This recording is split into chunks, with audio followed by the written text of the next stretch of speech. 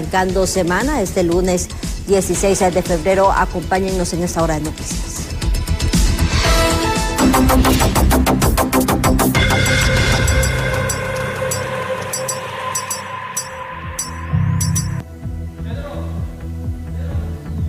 Y así damos paso a las informaciones, porque después de que ya trascendiera desde el Congreso Nacional el quitarle las atribuciones a la presidenta de la Corte Suprema de Justicia, ella se ha manifestado este día y asegura que se debe hacer una revisión y esperar que se realice también un trabajo técnico jurídico, porque esto le estaría quitando la independencia al Poder Judicial.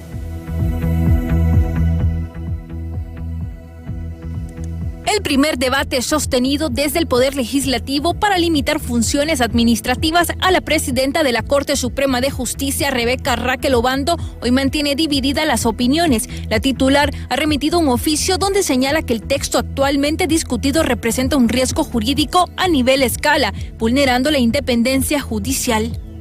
Del Congreso Nacional, por supuesto, del Poder Judicial, especialistas en derecho constitucional y administrativo y actores técnicos del sistema de justicia. Tercero, implementar una solución real que contemple la discusión, socialización y aprobación de una nueva ley de la judicatura, del Consejo de la Judicatura y la carrera judicial. Desde la Asociación de Funcionarios del Poder Judicial respaldan la instalación de un diálogo para poner sobre discusión la ley del Consejo de Judicatura, evitando que estas medidas bloqueen la intromisión de poderes y alteren la funcionalidad de carga administrativa del Pleno. Magistrados, el Pleno de Magistrados hay 4 salas, tienen su trabajo jurisdiccional. Y tenemos también a la señora presidenta, que es la que se encarga del trabajo administrativo del Poder Judicial. ¿Dónde lo dice? ¿Dónde? La Suprema Justicia ya tienen responsabilidades jurisdiccionales en sus respectivas salas. Trasladarles funciones administrativas adicionales podrían representar un retroceso a la pronta respuesta a la ciudadanía. Estas acciones no simbolizan un ataque contra la independencia judicial, cuestionan profesionales del derecho, quienes aseguran la atención debe encaminarse al fortalecimiento de la carrera judicial y del Consejo de Judicatura, ya que por años implícitamente los cambios y nombramientos de jueces han estado regidos bajo la afinidad política. Es politizar la parte jurisdiccional de la parte administrativa. Y 2, el fortalecimiento de la carrera judicial, que se ha visto opacada después de 14 años que se ha prolongado esta disposición transitoria, que como dije anteriormente no es exclusiva de esta presidencia, sino que también la tuvo el abogado Rolando Argueta y el abogado Rivera Avilés, pueda más bien ser una reforma o un incentivo para que creemos un verdadero Consejo de la Judicatura con una función propia y al servicio de la carrera judicial. En los próximos días se conocerá si esta mesa interinstitucional logrará definir las atribuciones de la máxima titular del Poder Judicial. Con imágenes de Luis Sosa, les informó Gabriela Plata.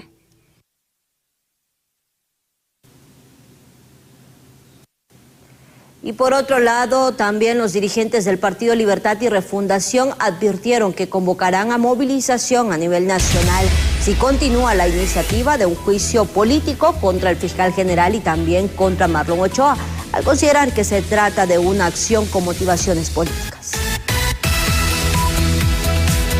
El Partido Libertad y Refundación anunció que está dispuesto a convocar a sus bases a las calles en defensa de la institucionalidad si sectores del Congreso Nacional continúan impulsando el juicio político contra el fiscal general y contra Marlon Ochoa, mientras, desde la dirigencia oficialista, sostienen que dicha iniciativa responde a intereses políticos y no solo a fundamentos jurídicos sólidos. No desconocemos que en el Congreso, tanto el Partido Liberal y el Partido Nacional tienen más de 93 votos bajo los cuales podrían aplicar esta figura.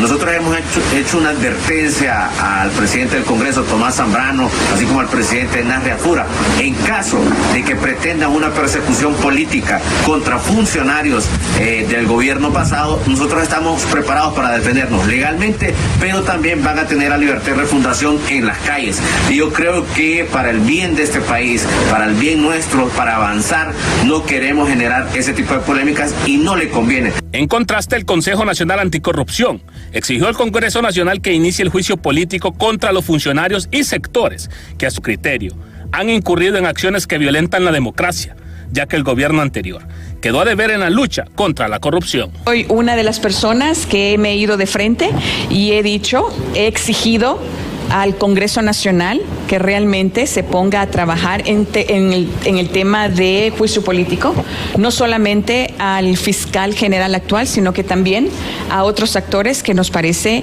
necesario, porque no podemos pasar de una administración a otra como que si nada pasó. Yo sí creo que es importante de que lo que no hizo el Congreso de la República anterior lo haga eso. Por su parte, analistas en materia política señalaron que las advertencias de movilización por parte de Libertad y Refundación podrían interpretarse como un intento de ejercer presión sobre las decisiones del Congreso Nacional. Lamentable que Libertad y Refundación quiera lograr en las calles que eso puede traer grave perjuicio a los bienes de las personas, a la integridad corporal de las personas y seguir con esa polarización, que someterse a la voluntad del Congreso Nacional, de su bancada, porque el pueblo ya depositó la representación popular. Entonces el órgano correcto para estos casos a los juicios políticos es el Congreso Nacional, y es con votos que se llega a un juicio político. Desde el Partido Nacional fueron contundentes al afirmar que si se alcanzan los 86 votos requeridos por la ley, el juicio político procederá en primera instancia contra el fiscal general. Matemática. Usted ocupa 86 votos. Para cualquier diputado que quiera presentar esa iniciativa necesita conquistar esos 86 votos o cualquier otra iniciativa. Nosotros somos respetuosos de la ley. El Partido Nacional, el Partido Liberal, el pueblo hondureño nos ha dado una enorme responsabilidad, otorgándonos incluso solamente con estas dos fuerzas políticas alcanzar la mayoría calificada, que son esos 86 votos. Con posturas enfrentadas entre el oficialismo, oposición y sociedad civil, el escenario en el Congreso Nacional anticipa un debate de alta tensión política. La decisión final dependerá de la correlación de votos en el legislativo. En cámara de Marvin Andino, les informó José Luis Castellanos. Mientras tanto, la nueva directora de la Oficina Administradora de Bienes Incautados, OABI, ha revelado que la institución opera bajo una limitada capacidad y también con un presupuesto bastante embargado, mientras ellos están buscando frenar las pérdidas financieras. La periodista Gabriela Plata nos amplía sobre esta noticia. Bajo una profunda crisis y con más de 247 demandas que ascienden los 90 millones de lempiras, así se encontró el estado actual de la Oficina Administradora de Bienes Incautados, reveló su nueva directora Elizabeth Rodríguez, tras señalar que esta institución funciona bajo una limitada capacidad operativa. Generado como consecuencia el trastoque del presupuesto. Ya se ha dicho en la mesa, ¿verdad?, que estamos hablando de más de 90 millones de lempiras, ¿verdad?, que son el corazón de OABI. Con esto OABI podría tener la contratación de expertos, de ingenieros, de personal multidisciplinario en campo para poder determinar como consecuencia la situación de estos bienes. Nexos y conexiones han sido el actuar de apoderados legales que estratégicamente han operado en el fraude hacia la OABI, lamentó su exdirector Marco Zelaya, quien aseguró han existido demandas que incluso sobrepasan los 1.500 millones, mientras sectores lamentan que la institución ha fungido como un elefante blanco. Judicialicen más de 45 denuncias que nosotros presentamos en contra de estas redes y estas estructuras criminales que no dilapidaron 200 millones. Es muchos más millones. Eso fue lo que encontramos nosotros en su momento, pero es más. Nosotros dijimos que hay demandas por más de 1.500 millones en contra de OABI, producto de malos manejos que se hicieron en su momento, y nosotros de forma responsable, porque el delito se comete por acción y omisión, y él no hace lo que corresponde. Actualmente el presupuesto se mantiene embargado, aseguró el Procurador General de la República, Dagoberto Aspra, enfatizando que son muchos los retos para recuperar la institución y lo primordial será evitar mayores pérdidas financieras y trabajar en conjunto con la misma. El embargo que tiene, pues recuerde que la mayoría del dinero que tiene la OABI no es de ellos, no les pertenece, es un dinero que está administrado, un dinero que está en diferentes causas, sometidas bajo el proceso de dominio, es delicado. embarga ese dinero que no le pertenece a la OAVI. La OAVI lo tiene, como le digo, en custodia, en administración, y por lo cual la situación de esos embargos es delicado. Se ha identificado un juzgado puntualmente en la ciudad de La Ceiba, donde nosotros también vamos a identificar quién es ese operador de justicia, para ponerle en conocimiento también de la autoridad de la Corte Suprema de Justicia para que tome los correctivos que sean necesarios. En los próximos días, las autoridades de la OAVI se presentarán ante los entes correspondientes para esclarecer las millonarias demandas que hoy mantienen estancada la institución y sumida en una serie de irregularidades. Con imágenes de Luis Sosa, les informó Gabriela Plata. Por su parte, el Ministerio Público informó que continúan las investigaciones en Cedesola. Agentes y fiscales avanzan en 2 nuevas líneas de investigación, las cuales revelan un fraude de 90 millones de lempiras, una cifra bastante elevada en comparación con la primera que se había ya presentado. En una de las 3 líneas de investigación que tiene que ver únicamente con los fondos para el desarrollo social de las comunidades del departamento de Copán. Aquí estamos hablando de un poco más de 6 millones de lempiras y están ya las personas que han sido señaladas dentro del requerimiento fiscal con posible culpabilidad penal. Sin embargo, hay 2 líneas más de investigación que continúan su curso. Aquí ya estaríamos hablando con fondos de Cedesol que serían alrededor de 90 millones de lempiras. Hay avances considerables y en cualquier momento los fiscales lo concluyen y emiten el requerimiento fiscal y nosotros les informamos. En otros temas, la bancada del Partido Libertad y Refundación ha manifestado que no descartan apoyar las reformas electorales que actualmente se encuentran en proceso de socialización dentro del Congreso Nacional. Señalaron que evaluarán el contenido de las propuestas antes de definir una postura definitiva, aunque adelantaron que respaldarán cualquier iniciativa que fortalezca la transparencia y también el sistema democrático.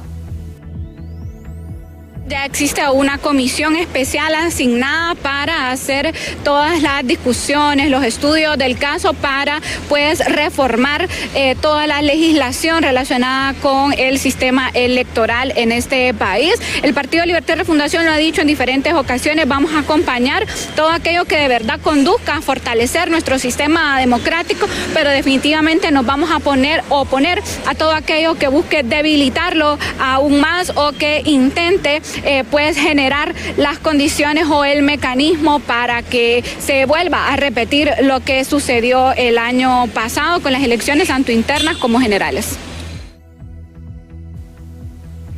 Mientras tanto, tras las propuestas de las reformas electorales en el Congreso Nacional, también los expertos consideran que el Estado no debe seguir financiando las elecciones primarias.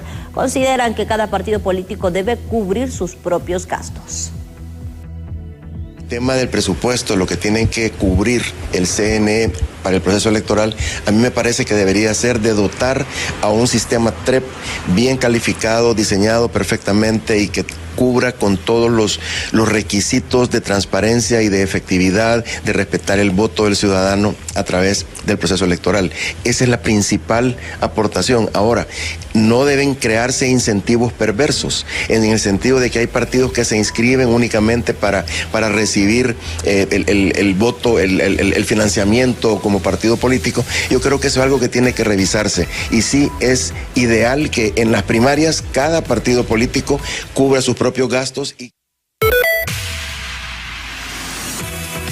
Hacemos la primera pausa, pero al volver les comentamos que el Gabinete Económico ya se ha reunido con la misión del Fondo Monetario Internacional. ¿De qué se trató este acercamiento? Le contamos al volver.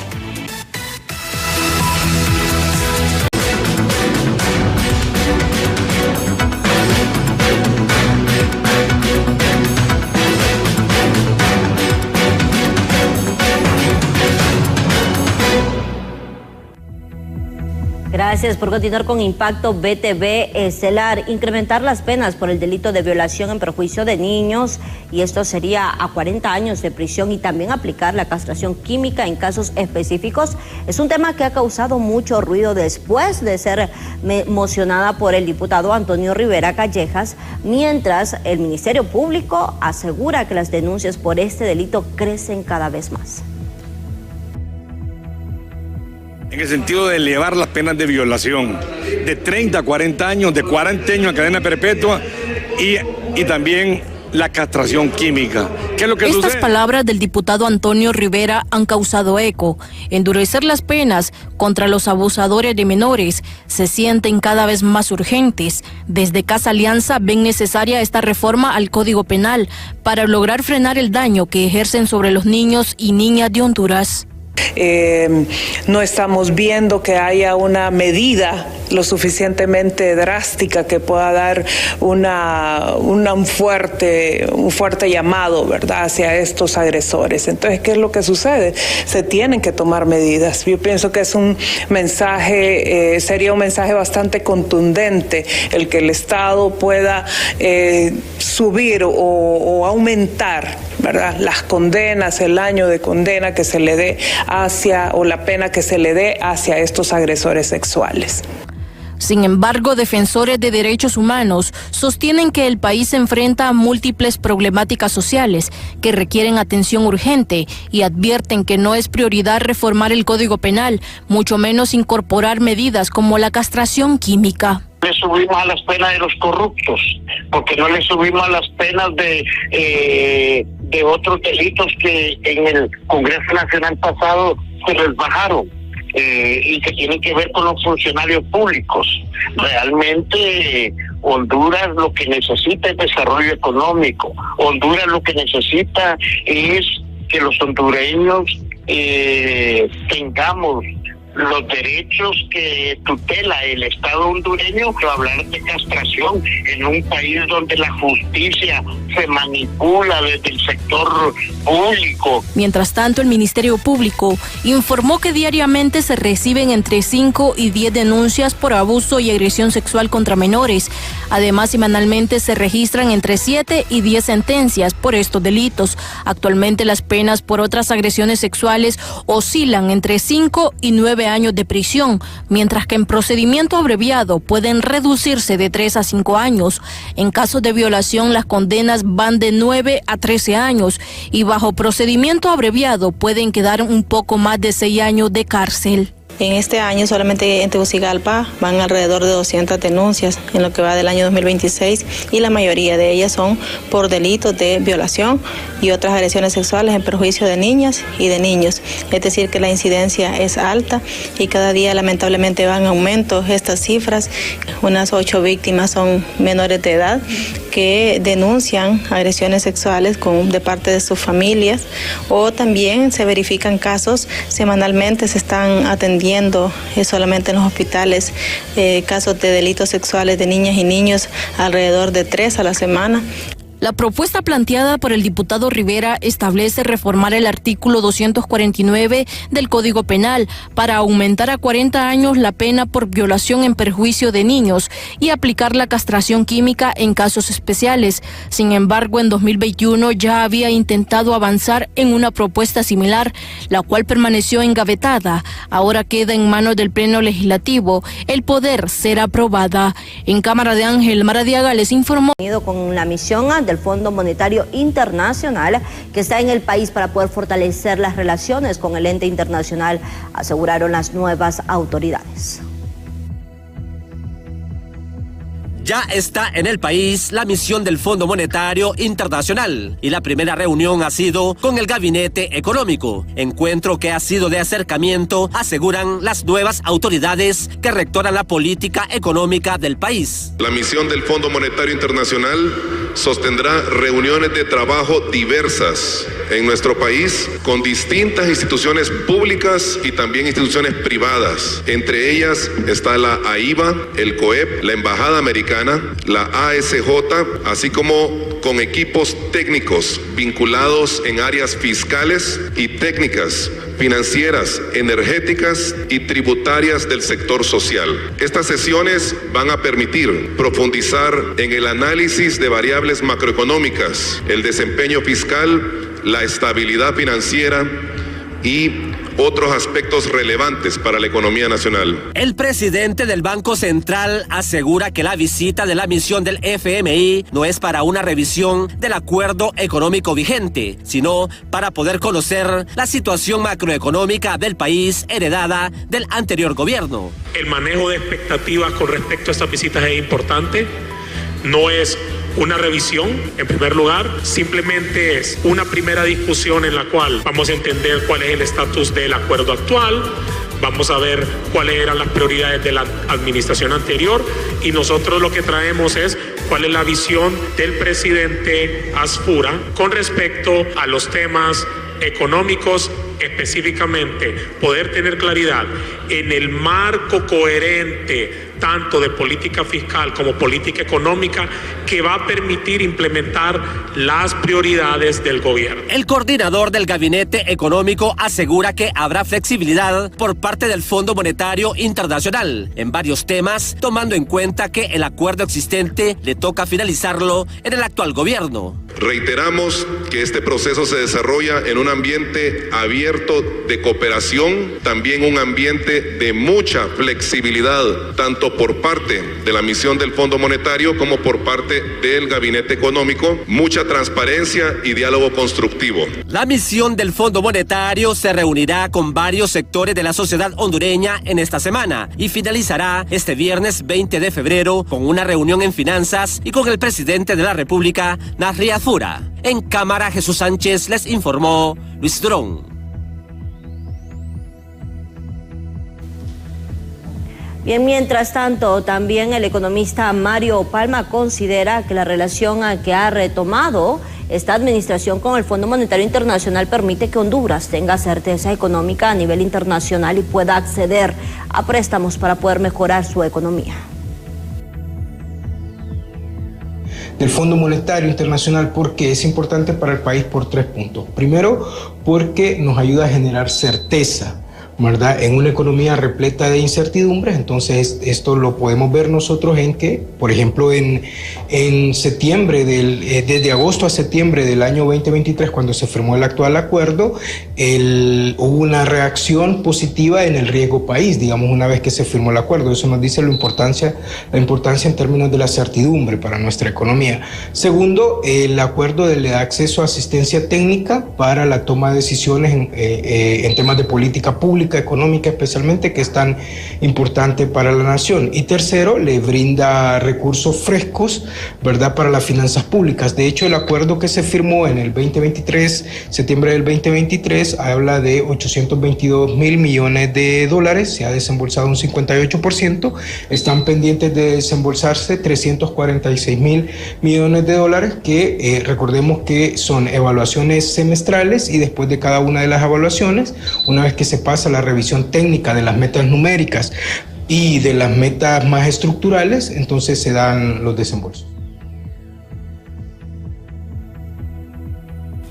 Y por otra parte, el presidente del Banco Central aseguró también que el CIADI ha fijado ya una fecha para que el presidente Nasri Asfura viaje a esta sede de la institución y firme el reintegro, sería en esta ocasión, de Honduras al mecanismo. Primer punto que ustedes tienen que tener en la mesa, retorno al CIADI. Ese es un tema de mensaje para la atracción de inversiones. Mandamos, y aquí les cuento del estatus. Enviamos la nota al CIADI, el CIADI mandó respuesta y en este momento yo puedo confirmarles que ya hay una fecha que yo no puedo revelar, pero que ya hay una fecha próxima para que el presidente vaya a Washington DC a firmar el CIADI. Después de que él hace la firma, tiene que retornar al país. Como es un tratado internacional, tiene que pasar por el Congreso, y después de pasar por el Congreso se tiene que enviar una documentación adicional. Por eso nosotros les decíamos que el retorno al CIADI toma aproximadamente 3 meses.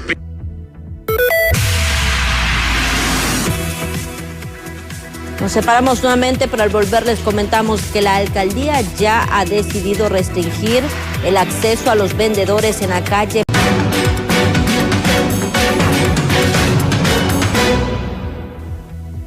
Gracias por continuar con nosotros. Y momentos de confusión y también desorden se vivieron en el barrio Cabañas de San Pedro Sula luego de que circulara en redes sociales una información sobre la supuesta entrega del bono 10.000. Al lugar llegaron varias personas llenas de esperanza, por supuesto, tras creer en esta falsa información. Soy abuela, mi hija murió. ¿Necesita dinero? Sí, yo no necesito bastante. En nombre de Dios van a venir con todo. Primeramente Dios que nos salga porque tenemos muchas necesidades. Hasta con muletas y en silla de ruedas llegaron cientos de personas hasta el barrio Cabañas de San Pedro Sula.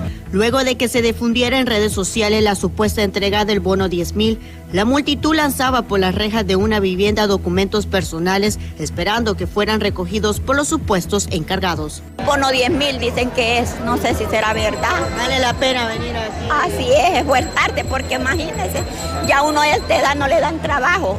En el nombre de Dios, que salga, porque toda la gente lo necesitamos. Y usted sabe que usted va con 5.000 pesos a un súper, nada trae.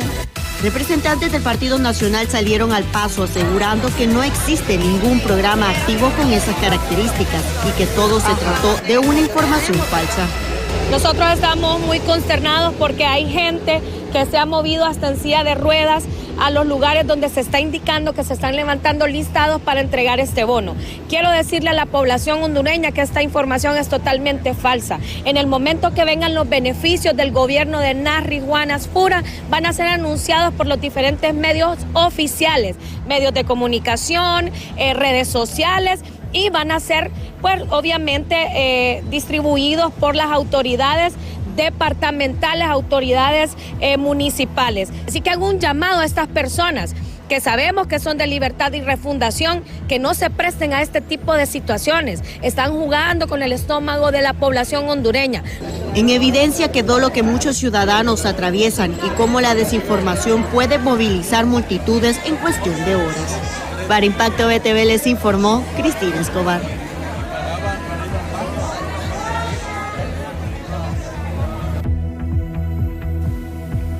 Por otro lado, la licitación de servicios privados en el aeropuerto de San Pedro Sula ha generado también una controversia. Los especialistas advierten que el proceso es improcedente. Cualquier licitación que se hace en un proceso eleccionario, que fue en noviembre, me parece que es improcedente por dos razones. Una, no va a durar un mes o 2 meses el proceso de adjudicación. Hay que analizar ofertas, hay que ver si los oferentes cuentan con la experiencia, cuentan con el background que le llaman en inglés, todo eso, ¿no? Y eso no se hace en 2 meses, para comenzar. Y en 2 meses hay cambio de gobierno. Entonces, fue improcedente desde noviembre y fueron mis declaraciones para muchos medios. Luego, pues yo creí que la habían declarado desierta, pero luego sale una comunicación, que fue la que vimos el día de hoy con otros colegas de ustedes, donde el servicio aeroportuario, una persona que no sé quién es, que quien debería firmar esa notificación es el secretario nacional, el secretario del Servicio Aeroportuario Nacional, no que la firma alguien que dice gerente administrativo o algo así. Esa nota fue firmada el 26 de enero, para donde se daba una ampliación para presentar ofertas el día de hoy, 16 de febrero. ¿A quién se le ocurre enviar eso cuando al día siguiente toma posesión el nuevo gobierno? Entonces, aquí pareciera que hay gato encerrado. Y el nuevo titular de la Secretaría de Agricultura y Ganadería advirtió que los agricultores hondureños se enfrentan a un panorama bastante complejo, la amenaza de un año más seco de lo normal y serias limitaciones para poder acceder a los financiamientos. Un año más seco que lo normal. ¿Qué tan seco? No lo sabemos. Lo que va a ocurrir en este año es que vamos a tener que depender mucho del pronóstico más cercano, porque en este momento el pronóstico no es tan exacto, y en la medida en que nos acerquemos al momento de siembra y al momento de cultivo, el pronóstico se va haciendo más acertado. El financiamiento es uno de los principales retos. Sin embargo, el financiamiento es un tema que hay que analizarlo muy en detalle. No solamente se trata de falta de recursos, se trata de falta de pagos en algunos casos, y yo creo que son temas que hay que sentarnos y trabajarlos con los productores para encontrar cuáles son las causas de esas moras, esos no pagos. 5.000 millones nos pidieron ellos que pudiéramos poner a disposición. En el caso de arroz, apenas estamos llegando a 500.000 quintales, y el año pasado se consumieron 6 millones de quintales en Honduras. Entonces es muy grande, el déficit es enorme. Y por otro lado, Cristian Duarte, el exministro de Finanzas, ha señalado que el gobierno estaría utilizando la figura de emergencia para poder evadir todos los procedimientos establecidos en la ley, al considerar que no existe una situación extraordinaria que justifique declarar este estado por una deuda flotante. El exfuncionario sostuvo que este mecanismo debe aplicarse únicamente en circunstancias excepcionales y no como una vía para poder acelerar las decisiones administrativas o financieras. Muy tajante decir que no hay una emergencia. El nuevo gobierno se está caracterizando por decretar emergencias y a nosotros nos parece que es con el motivo de saltarse las leyes, saltarse la Constitución y saltarse los procedimientos administrativos. Ya lo hizo en salud, lo está haciendo en materia de carreteras y ahora lo quieren hacer en materia fiscal. No hay una emergencia, es falso que la deuda flotante sea un motivo para declarar una emergencia. Nosotros en el año 2021 recibimos una deuda flotante de casi 13.000 millones de lempiras y se pagó. La deuda flotante, digamos, es un pasivo natural, orgánico, que tiene que administrar cualquier ministro de Finanzas o cualquier presidente. Bien, y por otro lado, también la ministra de Educación aseguró que han encontrado ya más de 5.000 plazas que estarían, pues, de alguna manera sobrevaloradas dentro de esa Secretaría del Estado que fue parte del gobierno anterior. Estamos trabajándolo directamente, como le digo, con el mayor presupuesto de la Secretaría de Educación se va en personal, en pagos de personal y docente, ¿verdad? Entonces estamos trabajando porque sí tenemos una sobrepoblación que nos han dejado de empleados directamente. ¿De cuánto?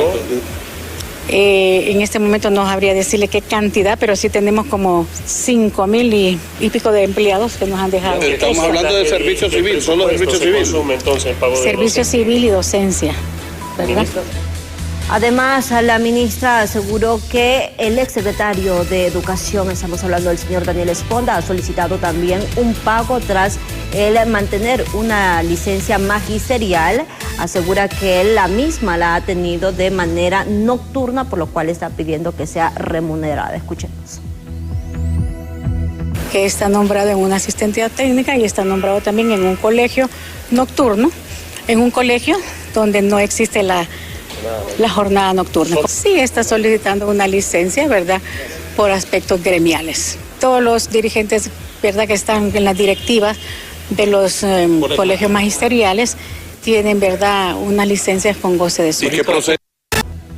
Seguimos con más noticias en Impacto BTV Estelar y por supuesto también siguen las reacciones sobre la publicación que hizo recientemente durante ese fin de semana el presidente de El Salvador, Nayib Bukele, quien reprochó también las palabras del ministro de Seguridad, asegurando que por personas como él, el país no podrá acabar con la criminalidad.